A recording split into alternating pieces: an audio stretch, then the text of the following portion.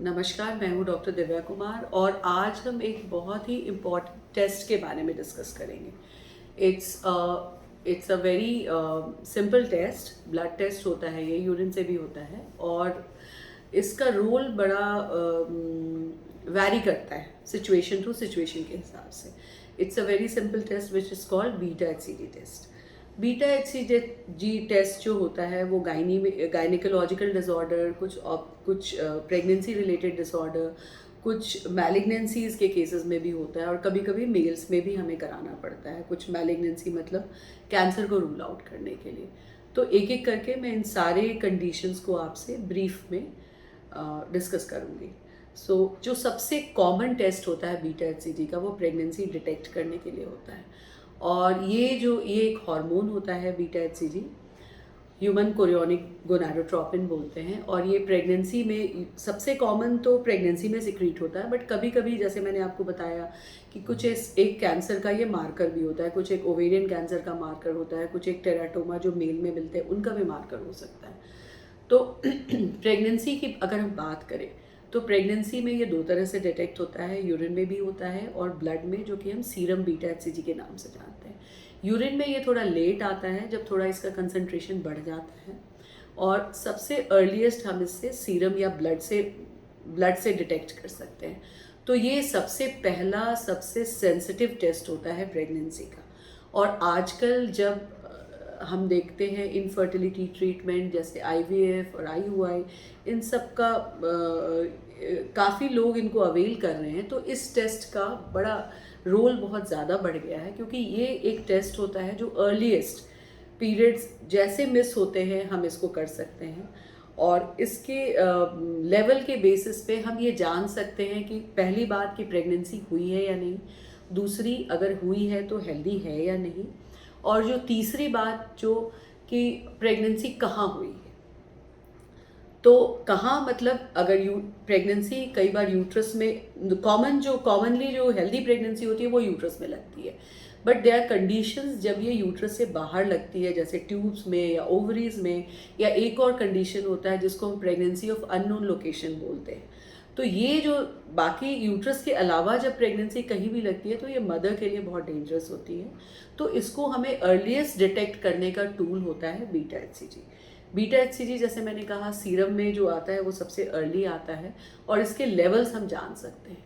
एक healthy pregnancy में beta HCG के लेवल को हम कोरिलेट करते हैं पीरियड ऑफ जेस्टेशन के साथ, और ये देखा गया है कि 48 आवर्स में या इसके वैल्यू अगर डबल हो जाते हैं या इसका राइज 60-66% तक होता है, तो वो डिनोट करता है एक हेल्दी और इंट्रायूटराइन, मतलब जो यूट्रस में लगा हुआ हेल्दी प्रेगनेंसी को डिनोट करता है।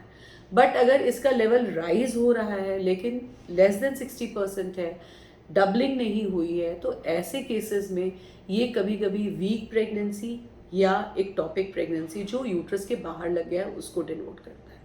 तो ये एक ऐसा टेस्ट है जिससे हम एक्टोपिक प्रेगनेंसी या वीक प्रेगनेंसी को बहुत ही अर्ली स्टेज में डिटेक्ट कर सकते हैं और अकॉर्डिंगली उसको हम ट्रीट कर सकते हैं। लाइक एक्टोपिक प्रेगनेंसी को हमने अर्ली डिटेक्ट किया तो उसका ट्रीटमेंट कुछ एक इंजेक्शंस होते हैं उसके थ्रू हो सकता है।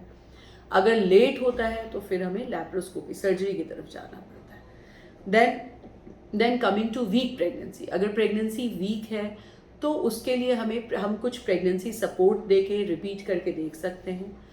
बीटा एचसीजी का लेवल एक कट ऑफ होता है 1500 से, जब ऊपर आता है तो ही हम प्रेगनेंसी ट्रांसवेजाइनल अल्ट्रासाउंड के थ्रू प्रेगनेंसी हम देख सकते हैं या डायग्नोज कर सकते हैं। तो ultrasound is not the first tool we can diagnose a pregnancy with, like it's always serum beta HCG, and उसके बेसिस पे जब 1500 से ऊपर होगा then only you can see a pregnancy through ultrasound. तो ये तो एक बात हो गई। दूसरी, जो जैसे मैंने आपको बताया कि अलग अलग जगह जब प्रेगनेंसी लग जाती है तो उसको भी हम पता कर सकते हैं सीरम बीटा एचसीजी, और कभी कभी हमें टीवीएस, दोनों टेस्ट करा के हम प्रेगनेंसी यूट्रस के अंदर है या यूट्रस के बाहर है ये पता कर लेते हैं।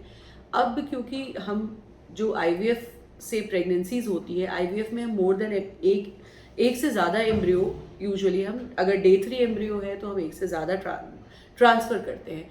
उस केसेस में एक नई एंटिटी होती है जिसको हम हेट्रोट्रॉपिक प्रेगनेंसी कहते हैं, जिसमें प्रेगनेंसी एक प्रेगनेंसी होती है जो यूट्रस के अंदर भी लगती है और प्रेगनेंसी ट्यूब में भी मिल जाती है। तो ऐसे कंडीशंस में हमें अल्ट्रासाउंड, टीवीएस और बीटा एचसीजी का रोल होता है उसको अर्ली डायग्नोस करने में और ट्रीट करने में। एक और एंटिटी होती है जिसको हम एच मोल बोलते हैं, मोलर प्रेगनेंसी बोलते हैं। उसमें भी ये बीटा एचसीजी के टेस्ट हम सीरियली कराते हैं फॉलोअप करने के लिए। जब हम किसी भी एक्टोपिक प्रेगनेंसी को मेडिकली मैनेज करते हैं तो वो हमारी जो दवाई है, हमारे इंजेक्शंस कितने कारगर हुए, इसके फॉलोअप के लिए भी हमें सीरियल बीटा एचसीजी कराना पड़ता है। और इसमें अगर डिक्लाइन होता है 15% या उससे ज़्यादा, तो ये शो करता है कि जो हमने दवाइयाँ दी हैं वो अपना काम कर रही हैं और that is effective and the patient is responding to the medical management of ectopic pregnancy.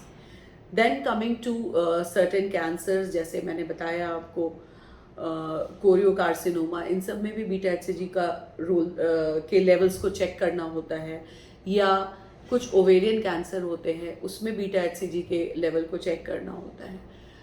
कुछ और टेस्ट जो प्रेगनेंसी के बाद प्रीनेटल डायग्नोस्टिक टेस्ट होते हैं जैसे डुअल मार्कर वगैरह, उसमें भी हम सीरम बीटा एचसीजी के लेवल को देखते हैं along with certain other hormones या प्रोटीन्स, प्लाज्मा प्रोटीन्स जो रिलीज होते हैं उनके लेवल के साथ लेके हम उनको एनालाइज करते हैं and they tell you about certain congenital abnormalities in the foetus. So ये एक बहुत इम्पॉर्टेंट टेस्ट है और अलग अलग कंडीशन में इसका अलग अलग रोल है। So that is all about this test. Thank you.